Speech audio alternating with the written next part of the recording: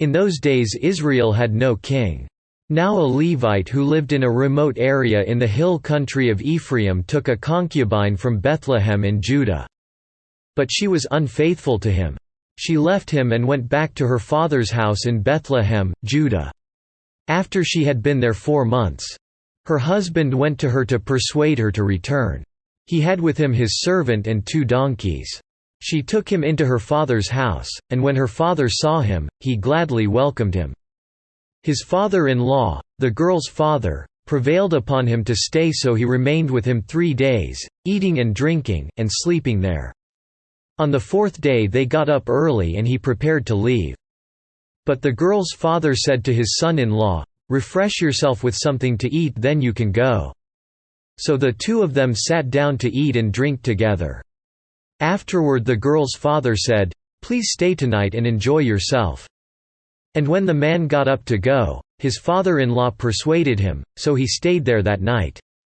On the morning of the 5th day, when he rose to go, the girl's father said, "Refresh yourself. Wait till afternoon." So the 2 of them ate together. Then when the man, with his concubine and his servant, got up to leave, his father-in-law, the girl's father, said, "Now look, it's almost evening. Spend the night here, the day is nearly over. Stay and enjoy yourself. Early tomorrow morning you can get up and be on your way home." But, unwilling to stay another night, the man left and went toward Jebus, that is, Jerusalem, with his 2 saddled donkeys and his concubine.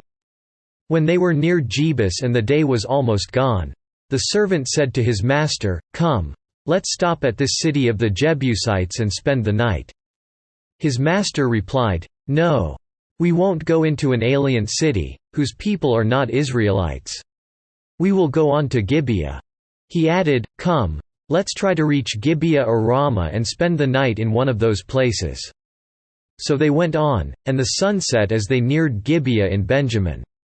There they stopped to spend the night. They went and sat in the city square, but no one took them into his home for the night. That evening an old man from the hill country of Ephraim, who was living in Gibeah, the men of the place were Benjamites, came in from his work in the fields. When he looked and saw the traveler in the city square, the old man asked, "Where are you going? Where did you come from?" He answered, "We are on our way from Bethlehem in Judah to a remote area in the hill country of Ephraim where I live. I have been to Bethlehem in Judah and now I am going to the house of the Lord. No one has taken me into his house. We have both straw and fodder for our donkeys and bread and wine for ourselves, your servants, me, your maidservant, and the young man with us. We don't need anything. You are welcome at my house," the old man said. "Let me supply whatever you need. Only don't spend the night in the square." So he took him into his house and fed his donkeys. After they had washed their feet, they had something to eat and drink. While they were enjoying themselves, some of the wicked men of the city surrounded the house.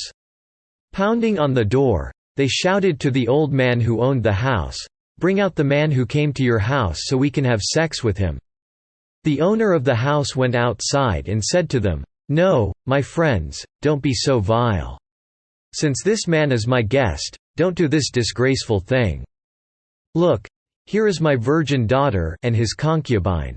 I will bring them out to you now, and you can use them and do to them whatever you wish. But to this man, don't do such a disgraceful thing." But the men would not listen to him.